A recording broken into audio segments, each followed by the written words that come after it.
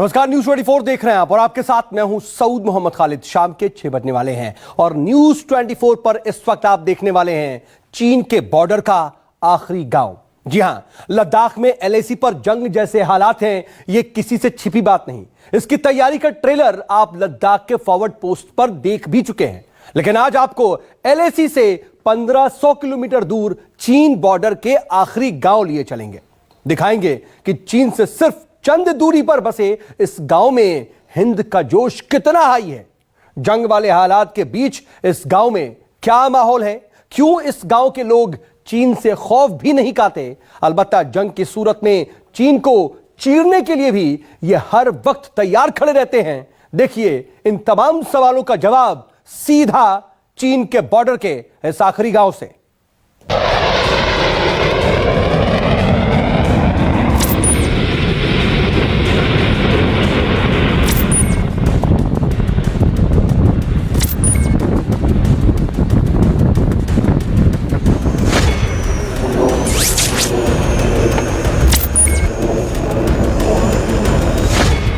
कल आपने देखा एलएसी के फॉरवर्ड एयरबेस पर हिंद की सेना का दम।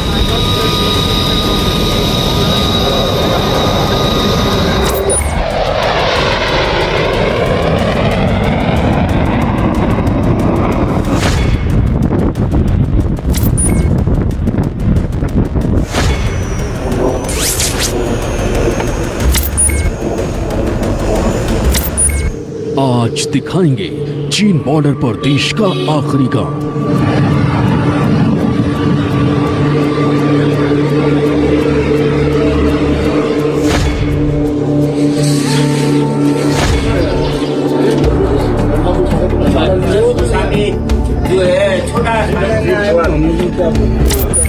दुश्मन को टक्कर देने के लिए कितनी तैयारी के साथ खड़ा है।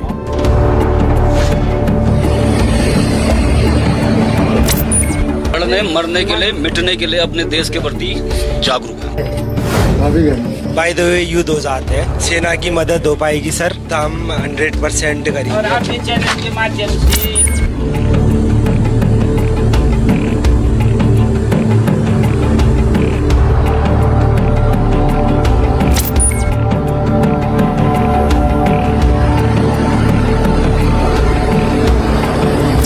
हम लोग धारचूला से निकल चुके हैं बॉर्डर के आखिरी गांव की आपको तस्वीर दिखाने, ये समझाने कि आखिर आखिरी गांव में क्या हालात हैं, किस तरीके से वहां के लोग क्या सोचते हैं और फिलहाल चाइना के साथ जो टेंशन है उनके दिमाग में क्या टेंशन है और वो क्या इस बार हालात को देखकर सोच रहे हैं।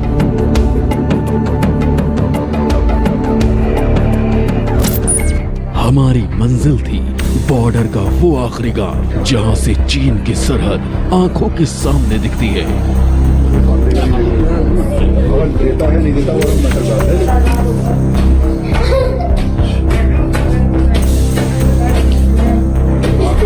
सफर मुश्किल था क्योंकि कहीं कहीं रास्ते साथ नहीं दे रहे थे। हम लोगों ने धारचूला से फिलहाल 45 किलोमीटर तक का रास्ता तय कर लिया है। अभी हमें 25 किलोमीटर का रास्ता और तय करना है। हालांकि रोड जिस तरीके से बनी है वो सही है, लेकिन कई जगह दिक्कतें अभी भी हमको आती नजर आ रही है।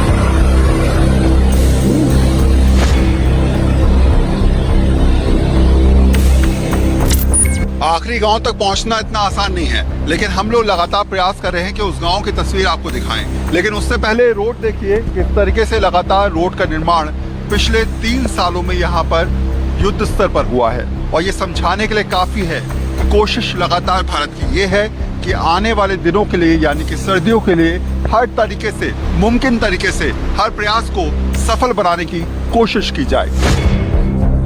धारचूला से करीब 9 घंटे के सफर के बाद हम पहुंचे बॉर्डर के आखिरी गांव बांग्ला, जो चीन सीमा पर हिंदुस्तान का आखिरी गांव है।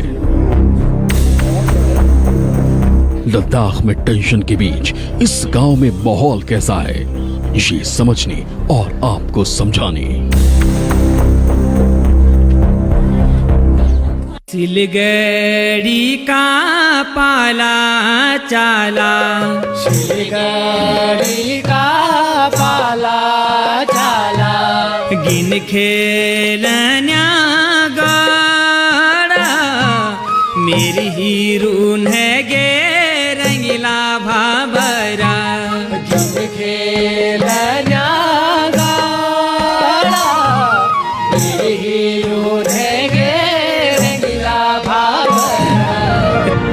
चीन के साथ 62 का युद्ध हुआ, तब भी पांगला गांव अपने वीर जवानों के साथ कंधे से कंधा मिलाकर खड़ा था। आज एलएसी पर फिर जंग जैसे हालात हैं, तो पांगला गांव में तैयारी कैसी है? 1962 की लड़ाई में भी इस गांव ने बहुत अहम रोल अदा किया था। उस समय यहाँ से तमाम रसद सैनिकों तक पहुंचाई जाती थी। हालांकि तब रोड नहीं थी और बिना रोड के ये लोग खच्चरों पर लाद कर रसद को बॉर्डर एरिया तक पहुंचाते थे। ये हालात 1962 के हैं, 2020 में हैं हम लोग, और आने वाले दिनों के लिए क्या उस समय की तरह इस बार भी आप लोग मदद करने के लिए तैयार हैं? हाँ, उस समय तो चलो खच्चरों में अपने पीठ में बुजुर्ग बताते हैं कि मतलब हम सेना के लिए रसद पहुंचाते थे। हाँ। लेकिन अब आज के हालात में तो वहाँ तक गाड़ी है। हाँ। तो अब आज के हालात में गांव वाले गाड़ी में उनके लिए रसद पहुंचा सकते। अच्छा। पांगला गांव की सबसे खास बात यह है कि यहाँ जितने भी परिवार रहते हैं, उनमें आधे परिवार के लोग सेना से जुड़े हैं। इस गांव के लोगों में अगर बात करें तो आर्मी के प्रति बहुत ज़्यादा आदर इसलिए भी है क्योंकि यहाँ पर करीब 50% लोग, उनके परिवार का हिस्सा कहीं ना कहीं सेना से जुड़ा हुआ रखता है। कुछ लोग वहाँ पर काम भी करते हैं और कुछ रिटायर भी हो चुके हैं। रोज़ाना यहाँ पर सैकड़ों की संख्या में वाहन जा रहे हैं। रोज़ाना स्थिति ऐसी लगती है कि कहीं ऐसा ना हो कि अब हालात ख़राब हुए, कल हालात ख़राब हुए। आप लोग सरहद के बेहद करीब हैं, कहा जाए तो सरहद पर ही हैं, और ऐसी परिस्थिति में आपके दिमाग में क्या टेंशन रहती है? आप लोग क्या सोचते हैं? टेंशन हमारे दिमाग में सर कुछ नहीं रहती है। टेंशन इस बात का रहता है कि जैसे चाइना से अगर युद्ध हो गया तो हम लोग पूरा गांव एकजुट होकर, एक मिल के, जो भी कहने का मतलब भरसक देश के प्रति जो भी काम हो सके वो करना चाहता है। चाहे लड़ाई लड़ना चाहें या फौज को कुछ ऐसे सामान इकट्ठा करने के लिए या कुछ भी सहयोग हो वो करने के लिए मतलब हर तरीके से जो भी व्यवस्था होगी हर तरह से वो आप करने को तैयार जो भी वो होता है उसको हम करना चाहते हैं। आप यंग हैं, लोग कहते हैं कि सरहद पर लड़ने की बात होती है तो हर आदमी तैयार होता है। चाहे दिल्ली में बैठा हुआ आदमी भी सोचता है कि हम भी तैयार हैं, हम भी कहते हैं हम भी तैयार हैं, हर आदमी बोलता है।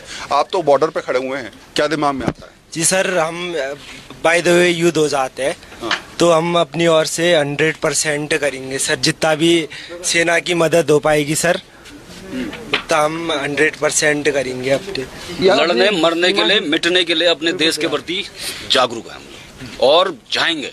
युद्ध हो गया तो हम अभी जो है अपने देश के प्रति चाइना को कैसे मात दें वो चीज देखना है सर हमें। यही जोश है, यही जोश समझाता है, यही जोश ये बात सिखाता है कि किस तरीके से आने वाले दिनों के लिए तमाम गांव के लोग सरहद के पास, सरहद के बेहद पास, सामने बॉर्डर है और ऐसी परिस्थिति में अपने आप को तैयार करके बैठे हैं। ये युवा वर्ग के लोग सब के सब इस बात को लेकर हैं कि अगर युद्ध में जरूरत पड़ती है, अगर ऐसे हालात बनते हैं तो इस गांव का एक एक लड़का मैदान में जाने के तैयार है। रणनीतिक तौर पर बॉर्डर का ये आखिरी गांव कितना अहम है ये भी समझ लीजिए। दाईं ओर जो पहाड़ दिख रहे हैं वहां से नेपाल के गांव शुरू होते हैं और बाईं ओर से बादलों से ढकी जो चोटी नजर आ रही है वो चीन के इलाके में आती है। मतलब पांगला गांव एक ट्राई जंक्शन की तरह है जहां से चीन और नेपाल दोनों आमने सामने हैं। चलिए सिंह साहब से थोड़ा समझ लेते हैं कि आखिर यहाँ पर बॉर्डर की पोजीशन क्या है। थोड़ा सा हम आगे आएंगे, मेरे कैमरा पीएस भंडारी थोड़ा सा अगर आगे जाके हमें समझा सकें कि फिलहाल यहाँ पर बॉर्डर्स के हालात क्या हैं वो तस्वीर के जरिए, और सिंह साहब खुद बताएंगे कि आखिर क्या ताज़ा हालात हैं, क्या तस्वीर है, किस तरीके से वो बॉर्डर को डिफाइन करेंगे। थोड़ा समझाइए। ये पांगला गांव में रहने वाले टीकम सिंह हैं। टीकम सिंह ने 32 साल आईटीबीपी में बिताए हैं, लिहाजा ये अपने गांव की रणनीतिक अहमियत बखूबी समझते हैं। ये नेपाल का एरिया है, सामने का जितना एरिया है नेपाल का गांव है जी। 1 2 3 गांव है। हाँ, ये सामने कौन सा गांव है लगभग बात करें नेपाल का? ये है पश्चिम पानी बोलते हैं इसको। पानी। और वो कौन सा पर्वत कह रहे थे आप? ये पर्वत माउंट आपिया है। माउंट आपिया। उसके पीछे जो है चाइना बॉर्डर शुरू हो जाता है। अच्छा, उसके ठीक पीछे की तरफ चाइना बॉर्डर है। ये नेपाल हो गया और ये भारत हो गया। ये भारत। तो ये एक तरीके से कहा जाए तो ट्रायंगुलर बेसिकली ये त्रिकोण है। त्रिकोणीय स्थिति में हम लोग हैं अभी यहाँ पे। ये नेपाल का भी कोई विश्वास नहीं है आजकल चाइना आजकल के हालात को देखते हुए चाइना की बेकिंग कर रहा है वो, चाइना की गुनगा रहा है। वैसे कर नहीं पाएगा, एकदम जो है भारत के साथ युद्ध चाइना के साथ मिलकर तो नहीं कर सकता है, लेकिन कुछ डिस्टर्बेंस जो है पैदा कर सकता है।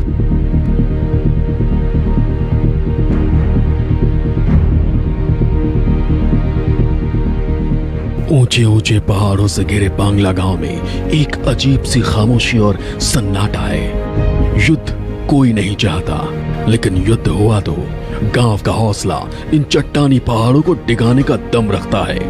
32 सालों में कितने सालों में हालात बदले, कितने सालों में सड़क आई, कितने सालों में बॉर्डर तक सड़क गई, और जो हालात अभी के हैं वो थोड़ा समझिए। पहले तो क्या हम धारचूला से पैदल जाते थे ना, पिट्ठू, स्लीपिंग बैग इत्यादि हर एक राशन लेकर के पैदल आगे तक जाते थे, लिपू टॉप तक। अब हालात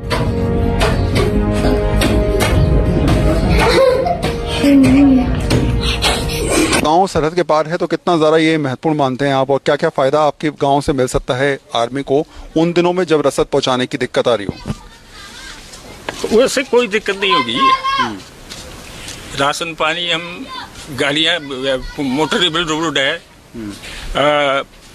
गाड़ी जा सकती है, गाड़ी में लोड करके पहुंचा सकते हैं, भोजन बना के भी हम भेज सकते हैं। तैयारियां शुरू कर दी आप लोगों ने? बिल्कुल रेडी, एकदम तैयार है हम। पहाड़ों से घिरे पांगला गांव में ठंड अगले कुछ दिनों में दस्तक दे देगी। ठंड में जब देश के जवान चीनी सीमा पर डटे रहेंगे तो पांगला गांव भी उनके साथ कंधे से कंधा मिलाकर साथ खड़ा रहेगा। सेना की तैयारियां अपनी जगह हैं, लेकिन मुश्किल वक्त में जवानों के लिए रसद के इंतजाम की नौबत आई तो ये गांव पीछे मुड़कर नहीं देखेगा। आर्मी अपने आसपास के गांव में ही अपनी रसद को रख देती है और जरूरत पड़ने पर वो हाई पीक पर बैठे हुए अपने सैनिकों तक रसद पहुंचाती है। तो ये इस गांव इस हिसाब से बहुत ज्यादा महत्वपूर्ण भी है, और शायद यही वजह है कि आप देखेंगे कि गांव के लोग यहाँ पर फिलहाल सर्दियों की तैयारी करने शुरू कर चुके हैं। तो ये क्या है? ये लोबिया है, ये यहाँ हमारी भाषा में सोटा कहते हैं इनको। अच्छा, लोबिया है। लोबिया है। अच्छा, तो लोबिया फिलहाल जो है वो आप छील रहे हैं? छील रहे हैं, ये छील के निकाल रहे हैं। अच्छा अच्छा अच्छा। और ये धान है, ये ओखल ले रहे हैं हम। ओखल कूट के इसका जो है भात बनेगा। अच्छा अच्छा, ये बनेगा। तो ये हर साल जो है वो ऐसे ही करते हैं, या इस बार जो हालात बने हैं उसके बाद जो है आप तैयारी कर रहे हैं? नहीं, ये वैसे हर साल करते हैं। हर साल का ही है ये। देखिए, इस बार विशेष तैयारी की जा रही है, हालात को तैयारी की जा रही है, मतलब बॉर्डर के लिए, जवानों को रसद के देने के लिए तैयारी की जा रही है। तो ये तस्वीर अपने आप में आपको समझ में आ रही होगी देखकर कि किस तरीके से सर्दियों के लिए फिलहाल यहाँ पर तैयारी हो रही है। आप देखेंगे तो लोबिया फिलहाल निकाला जा रहा है फलियों में से। आप देखेंगे तो यहाँ पर धान भी है, इधर गेहूं भी रखा हुआ है, और जो भी अनाज इनके पास हो सकता है उसकी तैयारी बाकायदा ये लोग कर रहे हैं। उम्मीद और सोच ये है कि आने वाले दिनों के लिए इनके पास इतना अनाज हो, इतना ज़्यादा अनाज हो कि ये अनाज यहाँ से सीधे सरहद तक पहुँचा सके। जंग के हालात बने और सरहद पर चीनियों को सबक सिखाने की नौबत आई तो पूरा गांव कैसे मिलकर इस हालात से निपटेगा, ये समझने के लिए हम गांव के प्रधान हरक सिंह विष्ट से मिले।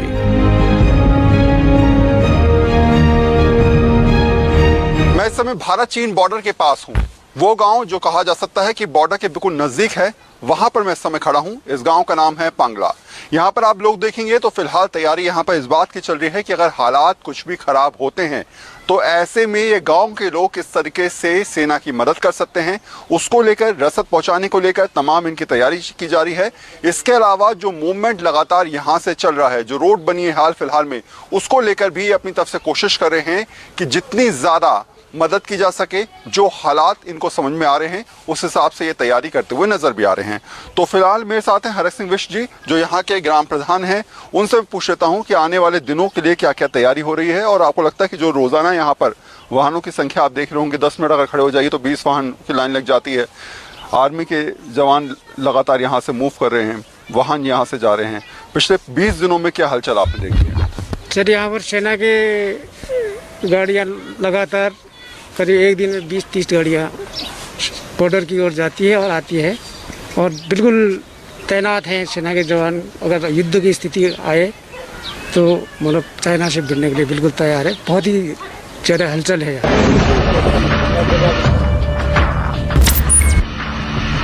बांग्ला गांव के ज्यादातर लोग खेती बाड़ी करते हैं, शांति से जीते रहे हैं और आगे भी जंग जैसे हालात नहीं चाहते। लेकिन देश की आन बान और शान पर आंच आई तो चीनियों को खदेड़ने में अपनी जान लगाने को भी तैयार खड़े हैं। ये बताइए मुझे कि अभी जो मूवमेंट दिख रहा है गाड़ियों का, रोज मैं देख रहा हूँ 20-30 गाड़ियाँ जो है वो बॉर्डर एरिया में जा रही हैं, उसमें सैनिक भरे हुए हैं। ये बहुत ही ज़्यादा टेंशन वाला माहौल क्रिएट करता है। लगता है कि ऐसा ना हो कि अगर हालात ख़राब होंगे तो फिर क्या होगा। दोनों देशों के हालात जो हैं वो बॉर्डर पे बहुत ज़्यादा टेंशन वाले हैं। आपके गांव में इसको लेकर बातचीत होती है कि अब क्या हो सकता है, चीन के साथ क्या होगा? नेपाल सामने है, चीन सामने है, माहौल ख़राब हो रखा है। जब ये आर्मी और फौज आएंगे तो हम सेवा करेंगे, पानी पिलाएंगे, भगवान नाम देके हमारा ये भारत जीतना चाहिए। ये मोदी की हम जैसे कार्य करते हुए भगवान ही हमारे लिए, हम ऐसा करेंगे, पानी खिलाना पिलाना और चीज सेवा करेंगे। बॉर्डर पर बसे बांग्ला गांव का जोश आई है और जुनून ऐसा कि युद्ध के हालात में ये देश के लिए मर मिटने को भी तैयार हैं।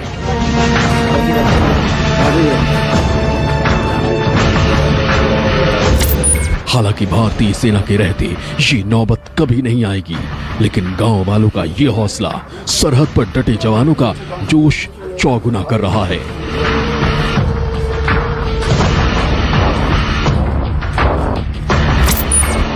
धारचूला के पांगला गांव से वरुण सिन्हा, न्यूज़ 24।